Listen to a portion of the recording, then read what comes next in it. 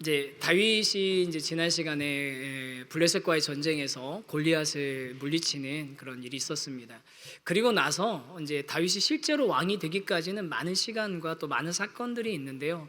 그것들을 다 일일이 이제 보지는 않고 지금은 올해 이제 그 말씀 앞에 서라 해서 성경의 큰 흐름들, 중요한 사건들, 인물들, 큰 흐름들, 그것이 지니고 있는 의미들을 좀 이렇게 좀 보고 있잖아요.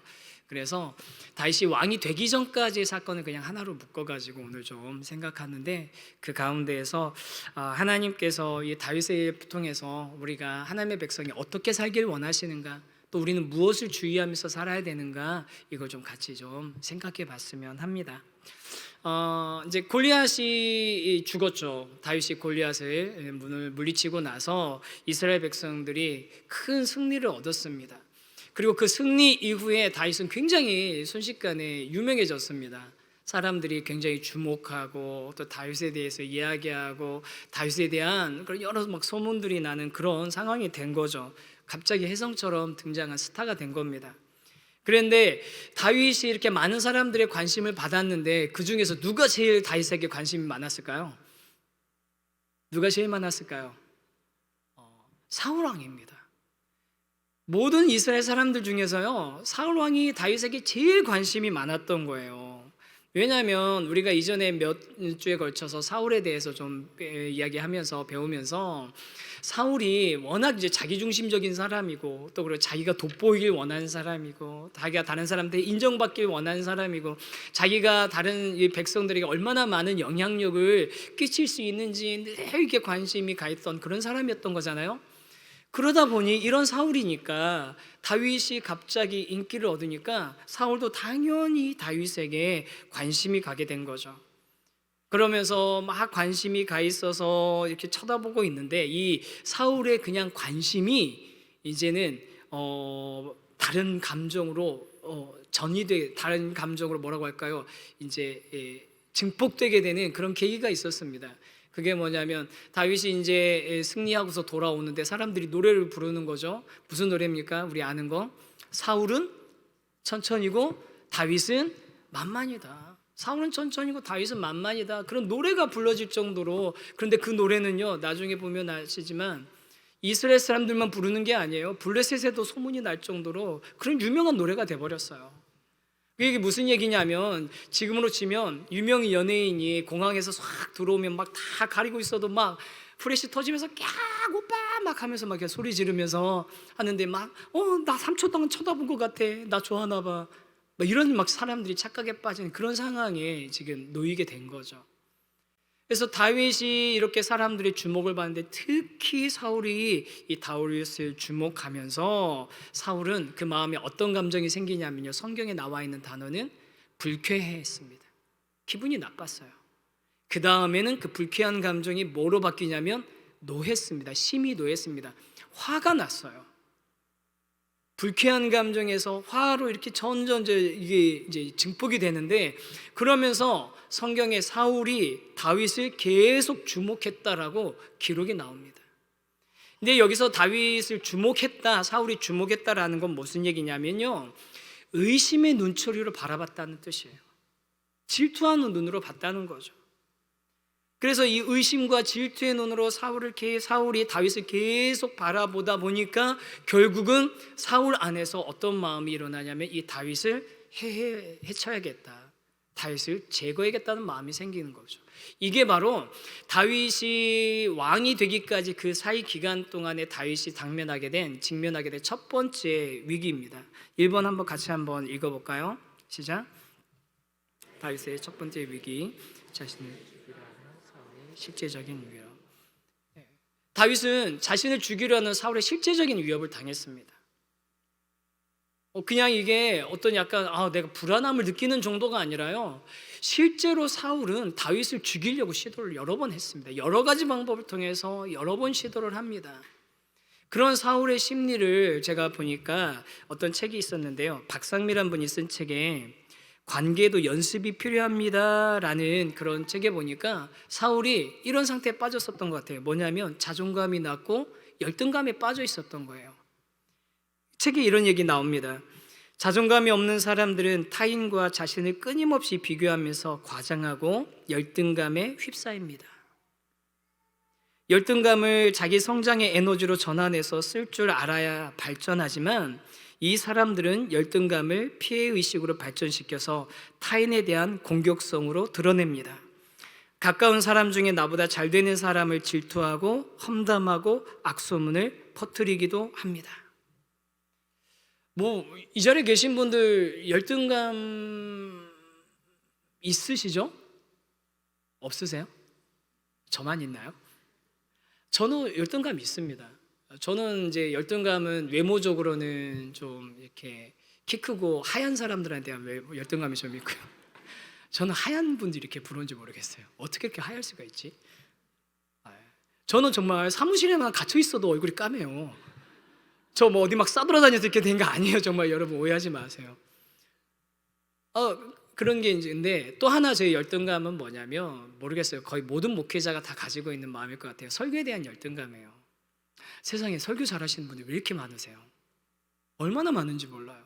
설교를 들으면 아니 어떻게 이렇게 정말 이 말씀을 이렇게 풀어줄 수 있지? 어쩌면 저렇게 좋은 정말 고급진 단어와 표현을 사용할 수 있지?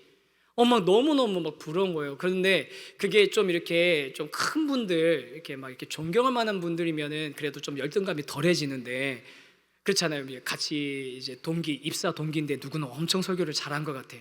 그런 막 마음에 이제 열등 같은 게 생길 수 있잖아요. 그런데 여러분, 저는 그런 마음이 들면은 카톡을 보내요.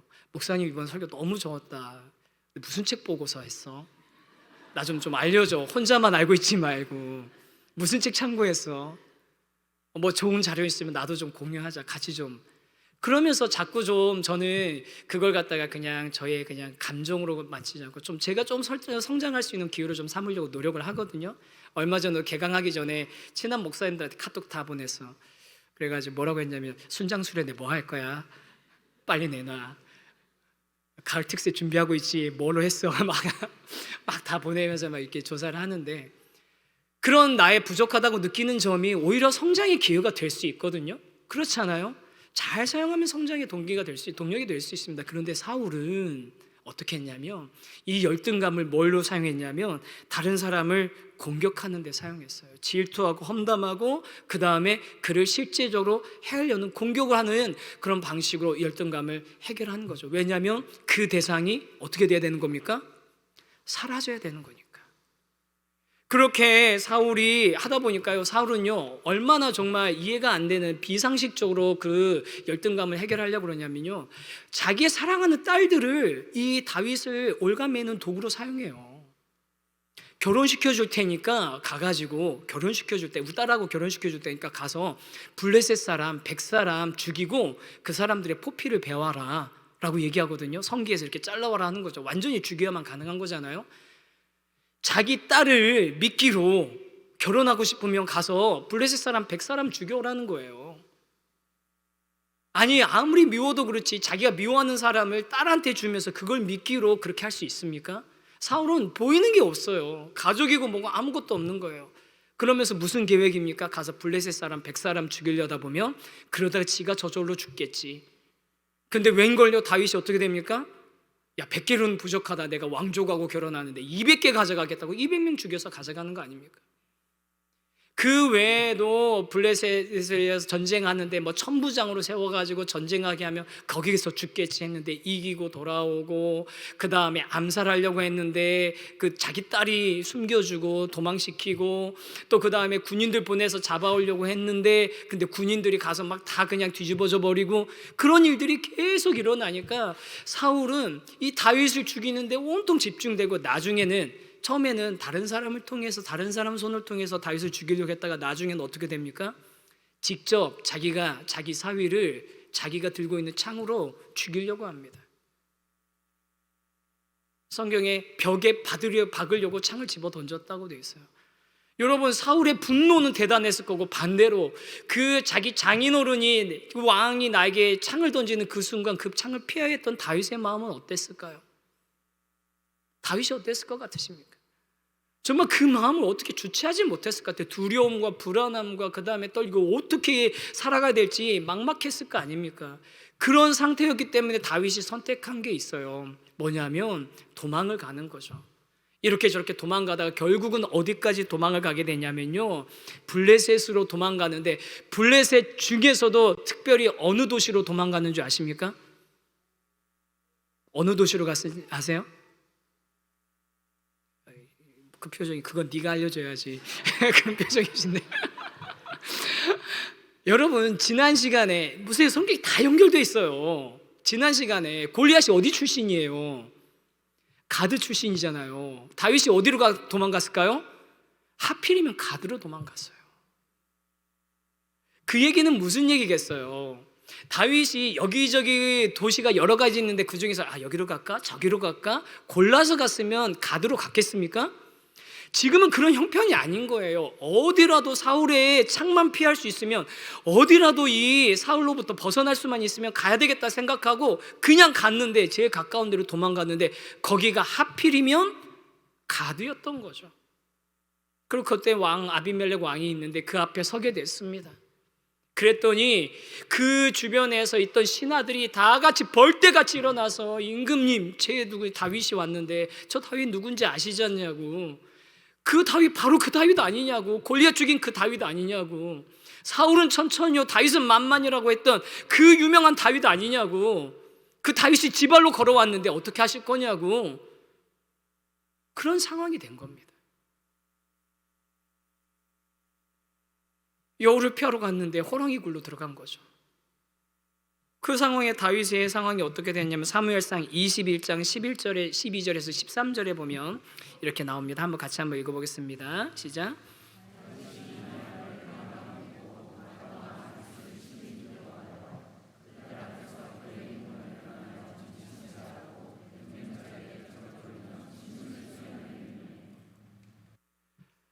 사울을 피해가지고 간신히 여기로 다른 이제 나라로 넘어왔습니다. 그런데 주변에서 그 신하들이 다 같이 일어나가지고 그 다윗 아니냐고 그렇게 얘기하니까 다윗이 두려운 거예요. 도대체 어떻게 해야 될지 모르겠습니다. 지금 이 순간 다윗은요, 삶과 죽음이 마치 종이 한 장 차이처럼 가까운 거예요. 이 한순간, 이 짧은 시간 안에 일어나는 이 작용에 의해서 내가 죽을 수도 있고 살 수도 있는 그런 순간에 놓여 있는 겁니다. 그래서 다윗이 어떻게 합니까? 미친 체하고 대문짝에 그적거리며 침을 수염에 흘렸다라고 되어 있습니다. 다윗이 할 수 있는 거 그거밖에 없는 거예요. 미친 체하고 대문짝에 그적거리면서 침을 수염에 흘렸다. 다윗이 혼자 간 거 아니잖아요. 자기 따르는 그런 사람들도 있었고 그 사람들 앞에서 지금 다윗 이웃 왕에게 가 있는데, 근데 거기서 자기가 할 수 있는 건 뭐냐면요, 미친 채 하면서 문 앞에서 끄적거리고 정신 나간 채 하면서 침을 질질 흘리면서 수염에 침이 고여서, 그래서 아비멜렉이 와요. 비웃어요. 야, 저 꼴로 무슨 일이 일어났겠냐, 그냥 내쫓아라. 얼마나 비참한 순간에 이런 겁니까? 모든 거 다 내려놓고 자존심이 뭐고 다 내려놔야 되는 그런 순간에 다윗이 놓여있게 된 겁니다. 제가 이제 휴가 기간 동안에 이제 소설책을 좀 하나 읽었는데, 소설책 이제 그동안 이제 봐야지 하고 있다가 못 읽고 있었던 그 소설책을 좀 봤는데, 그 중에 하나가 뭐였냐면 김훈이 쓴 남한산성이었어요. 그 남한산성 제가 읽으면서 보니까 이렇게 굉장히 읽을만 하더라고, 재밌더라고요. 병자호란 때 남한산성에서 일어났던 일들을 굉장히 정말 진짜 이렇게 생동감 있게 글로 썼는데, 그 남한산성 책에 보면 우리가 아는 지명들이 나와요. 송파나루도 나오고 판교도 나오고 이배제도 나오고 막 그러거든요. 그러면서 보면서 이 주변에서 일어났던 일이겠구나 싶으면서 이제 그 책을 보는데, 그 책을 보고 나서 너무 재밌게 봐가지고 있는데 영화가 또 있더라고요. 그래서 영화를 보는데 딱 이제 거의 클라이막스입니다. 그 후금의 군대가 이제 먼저 왔고 칸이 이제 나중에 와가지고 있으면서 칸이 항복을 하라고 얘기를 하는 거예요. 항복하지 않으면, 언제까지 항복하지 않으면 이 남한산성을 다 그냥 헐어버리겠다, 그 최후 통첩이 있는데, 그때 이 상황 가운데서 두 그룹이 있습니다. 사실은 한 그룹하고 한 사람이 이제 대항을 하는 건데, 대부분의 사람들은 막 이제 싸워야 된다고 끝까지 군사를 모아가지고 싸워야 된다라고 얘기하는데, 그 중에서 제가 보니까 그 소설에 딱 충신은 두 사람밖에 없어요. 김상원이라는 사람하고 최명길이라는 사람이 두 사람밖에 없는데, 김상원은 그 중에 한 사람인 거예요. 어떻게 해서든지 싸워가지고 근왕병들을 모아가지고 저들을 참 물리치고 이 종묘사직을 지켜야 됩니다, 막 이렇게 주장하는데, 근데 그 옆에서 최명길이 얘기하는 거예요. 여기는 이제 빨리 항복해가지고 투항해서 우리가 살 길을 찾아야 된다고 말하는 거거든요. 근데 막 그렇게 막 이제 그 임금 앞에서, 인조 임금 앞에서 막 서로 막 말로 막 충직하게 정말 진심으로 충고를 가는데, 그때 최명길이 얘기합니다. 엎드려가지고 강한 자가 약한 자에게 못할 일이 없듯이 약한 자 또한 살아남기 위해 못할 일이 없습니다. 무엇이 임금입니까? 오랑캐의 발밑을 기어서라도 제 나라 백성이 살아서 걸어갈 길을 열어줄 수 있는 자만이 비로소 신하와 백성이 마음으로 따를 수 있는 임금입니다. 부디 전하께서 이 치욕을 견디어 주소서. 오랑캐의 발밑을 기어서라도 제 나라 백성이 살아 걸어갈 길을 열어줄 수 있는 자만이 비로소 신하와 백성이 마음으로 따를 수 있는 임금입니다. 그러니 전하께서 부디 이 치욕을 견디어 주소서. 자기가 나중에 역적이 돼도 괜찮은데 살 길은 이거밖에 없습니다. 전하가 이 치욕을 견뎌 주십시오라고 그 얘기를 하는데, 그 이병헌 배우가 그 최명길 역할을 했거든요. 그 대사를 듣는데 제가 울컥하더라고요. 왜 울컥했는지 제가 처음에는 잘 모르는데 그냥 막 되게 감동 있다 그런 것도 있는데, 사실은 전하께서 이 치욕을 견뎌 주소서, 그 말에 제가 마음이 좀 움직였던 것 같아요. 우리 세우신 교회 개척 시작하면서부터 저희들 너무 좋은 우리 동역자들과 함께 또 너무 좋은 수없이 많은 만남들 가운데서 우리 이렇게 정말 아름답게 우리 교회를 여태까지 이렇게 해왔는데, 그런데 그러면서도 사실은 정말 전화통 붙잡고 1시간 반, 2시간, 2시간 반씩 전화하면서 제발 사정 좀 봐달라고, 제발 이거는 좀 할 수 있게 좀 해달라고, 사장님 공사 다시 시작하게 좀 해달라고, 제가 가서 문제 생기지 않도록 제가 가서 지키고 있을 테니까 제발 좀 허락해달라고 막 전화로 사정하고, 제발 좀 지금 인부 들어와서 일 시작할 수 있게 엘리베이터 좀 켜달라고 막 부탁하고 전화했었던 그 순간이 좀 생각이 나더라고요. 막 긴 전화하고 나서 지치고 내가 이렇게까지 해야 되나 그런 마음도 사실 살짝 들었는데요. 그런데 저는 그 전화 딱 끊고 이렇게 마음 먹었습니다. 내가 분당 내가 우리 세우신 교회 담임 목사인데 난 이것보다 더한 일도 할 수 있다고. 내가 세우신 교회 담임 목사인데 우리 교회 성도님들을 위해서라면 이것보다 더한 일도 내가 할 수 있다고. 사랑하는 성도 여러분, 다윗이나 아니면 남한산성에 갇혔던 인조나 사실 그 치욕을 감당하는 게 얼마나 힘들었겠습니까? 그런데 그 순간에 정말 모든 자존심이나 이런 거 다 내려버리고 다 내려놓고 그 순간을 지나갔었던 거예요.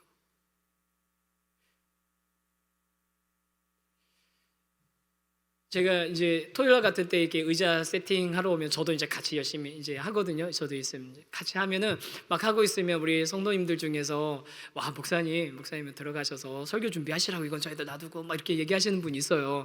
아마 제 설교가 그분께 좀 부족했던 것 같아요. 조금 더 의자 나르지 말고 가서 성경 연구 좀 더 해라 그러셨을 수도 있는데, 네 여러분, 뭐가 목사다운 겁니까?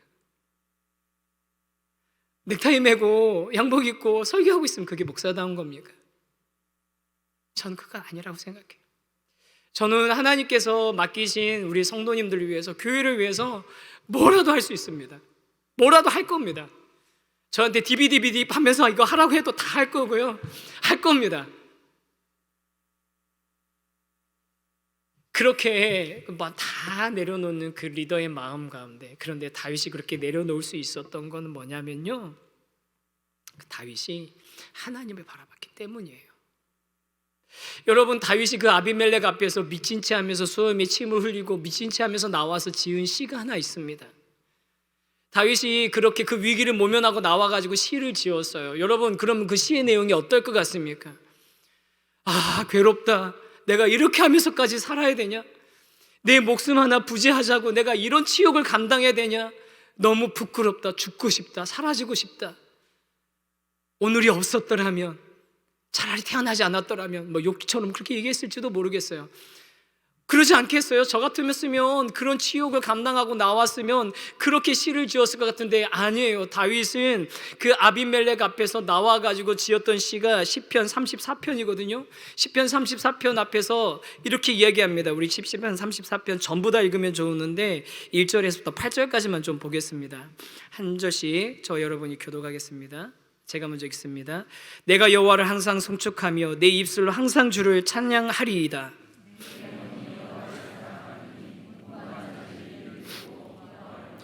나와 함께 여호와를 광대하시다 하며 함께 그의 이름을 높이세.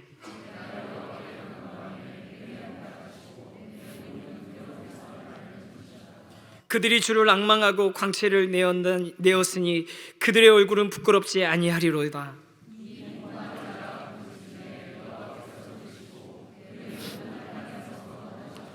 여호와의 천사가 주를 경외하는 자를 둘러 진치고 그들을 건지시는도다. 그에게 피하는 자는 복이 있도다. 할렐루야. 이 시편 34편 부제, 다윗이 아비멜렉 앞에서 미친 채 하다가 쫓겨나서 지은 시, 울분과 그냥 후회와 한탄으로 가득한 시가 아니에요. 그 시는 뭐냐면 시종일관 무엇을 합니까? 여호와 하나님을 찬양하고 있습니다. 내가 여호와를 항상 송축하며 내 입술로 항상 주를 찬양하리다. 내 영혼이 여호와를 자랑하리니 경고한 자들이 이를 듣고 기뻐하리로다. 나와 함께 여호와를 광대하시다며 함께 그의 이름을 높이세. 너희는 여호와의 선하심을 맛보아 알지어다. 그에게 피하는 자는 복이 있도다. 할렐루야. 다윗은 그 아비멜렉 앞에서 미친 채 하면서 쫓겨나와서 이렇게 찬양할 수 있었던 이유는 다윗이 시종일관 하나님을 집중하고 하나님을 바라보고 하나님께 시선을 고정하고 있었기 때문입니다. 인생의 가장 곤고한 상황에서, 인생의 가장 힘든 상황에서, 인생의 가장 괴로운 순간에 다윗은 하나님을 찬양하고 노래할 수 있었던 이유는 그가 하나님의 선하심을 맛보았기 때문이기도 하고, 또 다윗의 유일한 피난처가 하나님밖에 없기 때문이었습니다. 사랑하는 성도 여러분, 저와 여러분에게도 유일한 피난처는 하나님밖에 없음을 믿습니다. 곤고한 상황에서 우리가 부르짖을 때 들어주시고 모든 환난에서 구원해 주시는 분 하나님밖에 없습니다. 다윗이 찬양했던 그 하나님, 살과 죽음이 정말 종이 한 장처럼 맞붙어 있는 그 순간을 지나온 다윗이 부른 이 노래가 저와 여러분이 치열한 삶을 살아가는 이 삶 가운데에서 매일매일 부르는 저와 여러분의 찬양이 되기를 간절히 소망합니다. 그런 순간들이 있으시잖아요. 내 자존심 다 내려놔야 되는데, 다 내려놔야 되는 그때 있잖아요. 그때 여러분 그 상황에 함몰되지 마시고 다윗처럼 눈을 들어서 하나님을 바라보시고 하나님을 찬양하시는 그런 귀한 하나님의 사람들 되시기를 주님의 이름으로 축복합니다. 우리 신앙의 선배들이 그런 마음으로 이렇게 찬양했잖아요. 주 안에 있는 나에게 딴 근심이 있으랴 십자가 밑에 나가 내 짐을 풀었네. 2절 찬양 가사가 정말 중요합니다. 그 두려움이 변하여 내 기도 되었고 전날의 한숨 변하여 내 노래 되었네. 함께 찬양할까요? 주님을 찬송하며 할렐루야 할렐루야 내 앞길 멀고 험해도 나 주님만 따라가리.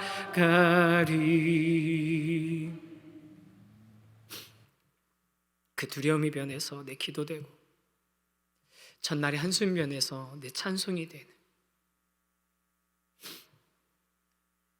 꽃길만 걸을 거라고 하지 않으시고 내가 갈 길 멀고 험해도 나 주님만 따라가리.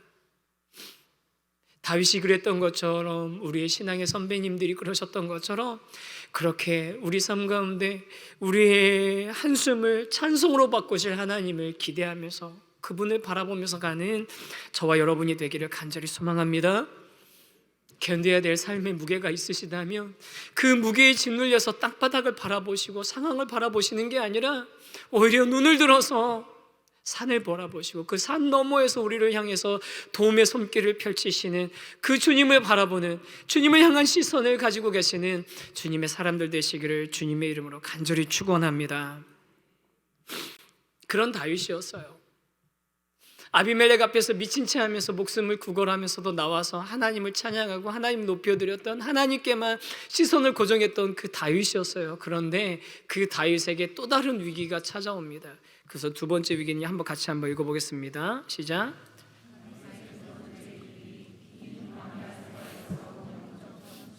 긴 광야 생활에서 온 영적 침체입니다.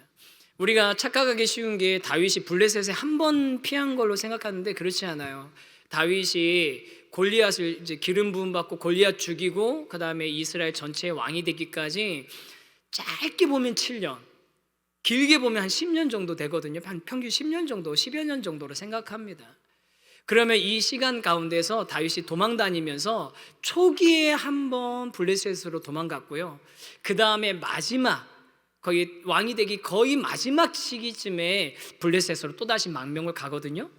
근데 초반에는 아까 말씀드렸던 그 아비멜렉 왕 앞에서 미친 채해서 도망 나왔던 그때예요. 그래서 도망 나오자마자 목숨을 이제 구하자마자 광야로 가서 그때부터 광야에서 오랫동안 수년 동안 생활하게 됩니다.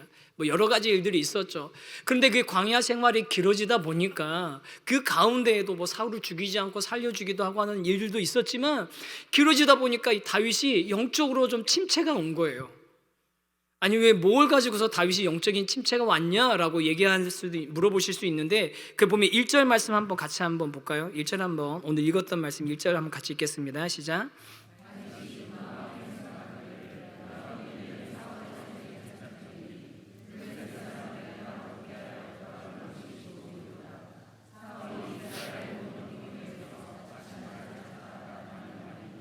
내가 그의 손에서 벗어나리라 하고. 여러분, 이 성경이 굉장히 정확하게 표현하고 있다는 걸 제가 여러 번 말씀드리잖아요. 다윗이 어떻게 합니까? 그 마음에 생각하기를. 다윗이 그 마음에 생각했다는 거예요. 이 얘기는 무슨 얘기냐면 다윗이 하나님께 기도하기를, 다윗이 하나님께 여쭙기를, 다윗이 하나님의 뜻을 구하기를, 이게 아니라는 거예요. 다윗은 지금 뭐라고 하냐면 그 마음에 생각하는 거예요. 골몰이 생각하는 겁니다. 뭘 생각하는 걸까요? 지금 수년의 시간이 흐르면서 블레셋과 이스라엘 간의 그런 정치적인 역학구도가 계속 변화되고 있는데, 지금 이 시기는 이제 전면전을 앞둔 한 1, 2년 전인 거예요.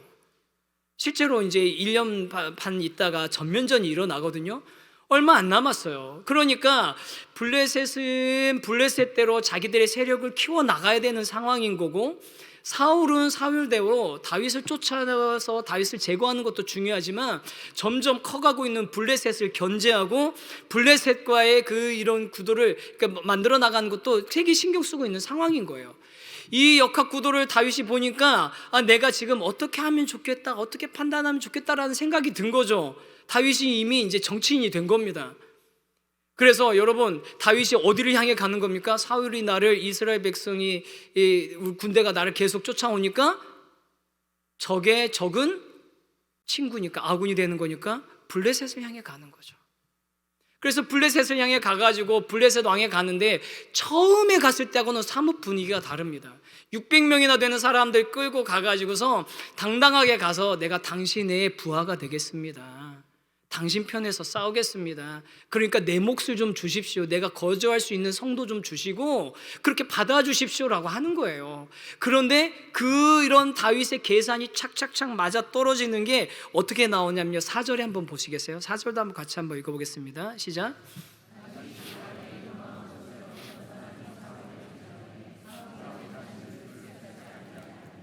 더 이상 수색하지 않는 거예요. 아, 다윗이 이런 판단해서 블레셋으로 넘어갔구나 하고 사울도 수색하지 않고 다윗은 뭐라고 생각했을까요?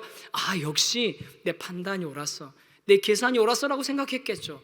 그럼 그 다윗을 받아들이는 블레셋의 입장은 어땠을까요? 12절도 한번 보세요. 같이 한번 읽어보겠습니다. 시작.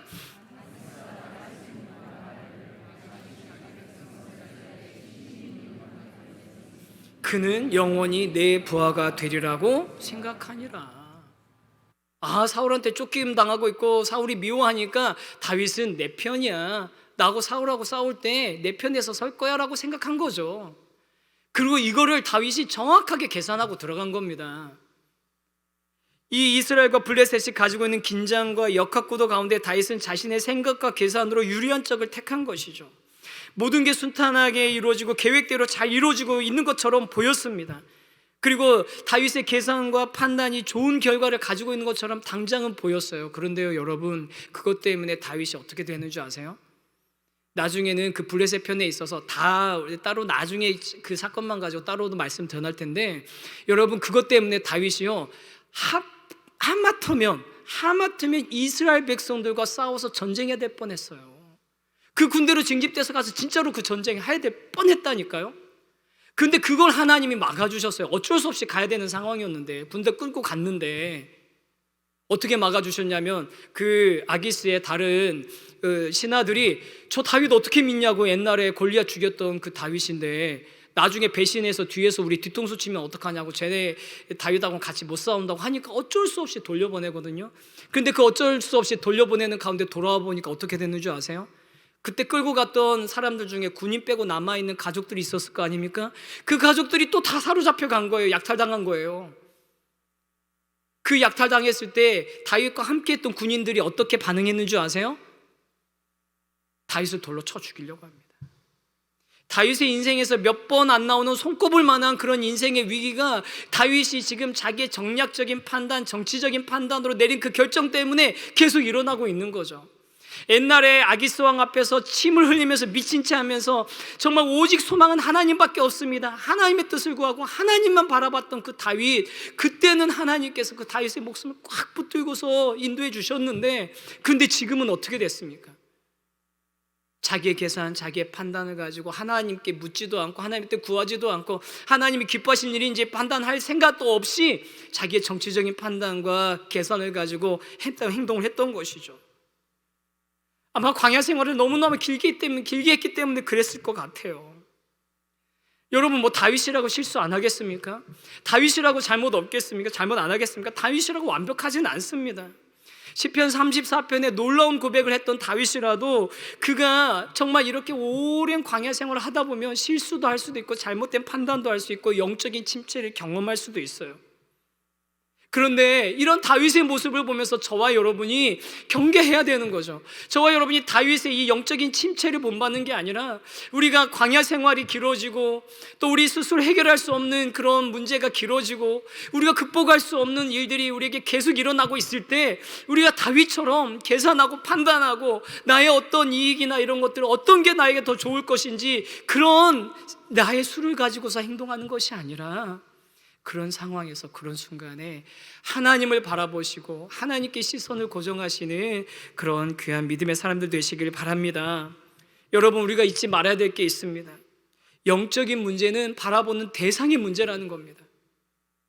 여러분, 꼭 기억하십시오. 영적인 문제는 바라보는 대상의 문제인 겁니다. 우리가 누구를, 무엇을 바라보고 있느냐에 따라서 우리 영적인 상태가 결정이 되는 거예요. 다윗이 아무리 도망자 신세여도 하나님을 바라볼 때 그의 삶은 기쁨과 찬송으로 가득했지만, 그런 다윗이 사울을 바라보고 자기 형편을 보고 상황을 보고 주변의 정세를 보고 계산하고 블레셋 왕 아기스에게 가서 있을 때는 그는 전혀 영적이지 않은 사람입니다.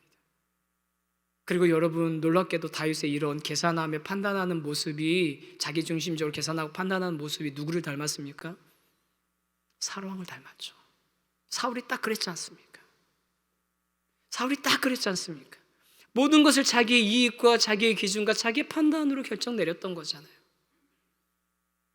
여러분, 사울과 다윗의 정말 그 차이도 종이 한 장의 차이밖에 안 되는 겁니다. 이 자리에 계신 귀한 사랑하는 성도 여러분, 저와 여러분이 하나님께 시선을 고정하고 하나님을 갈망하는 그런 사람 되시기를 축원합니다.